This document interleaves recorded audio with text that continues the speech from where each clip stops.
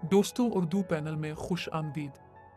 16 दिसंबर 2014 पाकिस्तान की तारीख का दूसरा सियाह दिन था। इस दिन पेशावर के आर्मी पब्लिक स्कूल में बुज़दिल और बेरहम दहशतगर्दों ने हमला किया, जिससे करीबन 150 से ज़ायद तालिब इल्म और असातिज़ा शहीद हुए।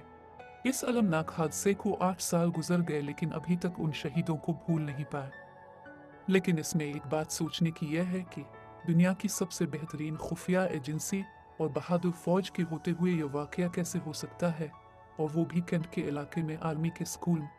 बहुत से लोग इस वाकया को पाकिस्तान आर्मी पर इल्ज़ाम देते रहे, लेकिन यह सब झूठ है, क्योंकि इस वाकया से 10 दिन कबल 6 दिसंबर 2014 को इदारों ने एक मुकम्मल रिपोर्ट वज़ारत दाखिला को भेजी।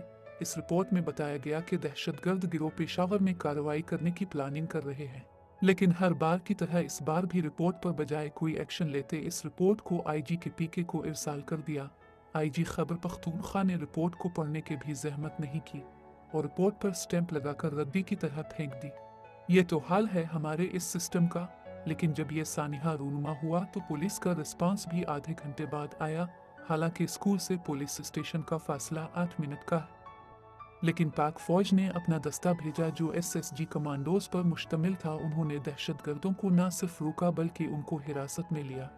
अब इस तमाम नाकामियों से इस बात का सबूत मिलता है कि इस सानिहा में सबसे बड़ा किरदार अंदरूनी गद्दारों का और हमारे अफसरान की नालायकी थी। देखें, अगर इस मामले को संजीदगी से लिया जाता तो इस नुकसान को कम किया जा सकता था। इस वाक़ये के पीछे तहरीक तालिबान पाकिस्तान थी। इन दहशतगर्दों को माली और जंगी सामान भारत और अमेरिका से मिला। हलाक दहशतगर्दों का असलहा अमेरिकी साख्ता था, और जो दहशतगर्द जिंदा हिरासत में लिए गए उनको फांसी दी गई। बारी ताला शुहदा के दर्जात बुलंद फरमाए और पाकिस्तान को अंदरूनी और बैरूनी खतरात से महफूज फरमाए। आमीन। उर्दू पैनल को सब्सक्राइब करें और वीडियो को लाइक करें।